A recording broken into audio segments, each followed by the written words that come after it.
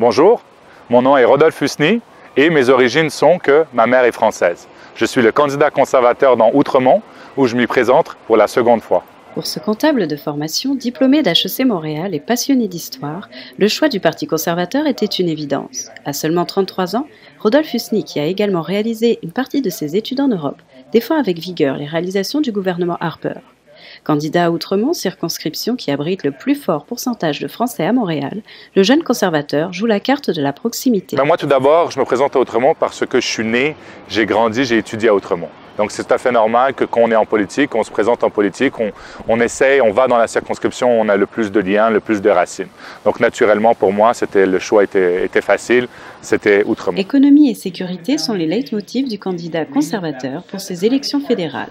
En fait, l'objectif, c'est surtout l'objectif de mon parti. Il y a un choix à faire dans cette élection. Et je peux définir ce choix sous 3 axes. Premier axe, bien évidemment, c'est le choix concernant les taxes, les impôts.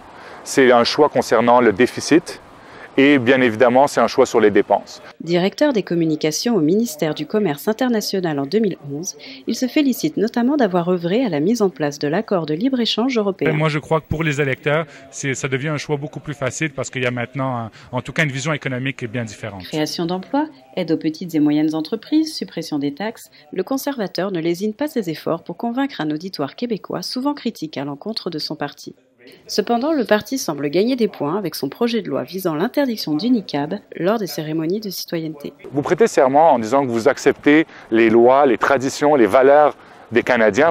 Vous devenez Canadien et à ce moment-là, précis là, où vous allez jurer, prêter serment, vous voulez le faire à visage couvert, ça n'a pas de sens. Et de toute façon, quand vous prêtez serment, vous devez être vu et vous devez être entendu. Né d'une mère française et d'un père syrien, le conservateur se dit très affecté par la situation en Syrie et en Irak. C'est bien sûr d'accueillir des réfugiés au Canada, c'est bien sûr de donner de l'aide humanitaire, mais c'est surtout également de s'attaquer à la cause du problème et qui est de combattre l'État islamique. Rappelons que Rodolphe Husny se retrouve dans Outremont face à Tom Mulcair, chef du parti NPD. Il n'est pas souvent là, donc c'est aussi un avantage.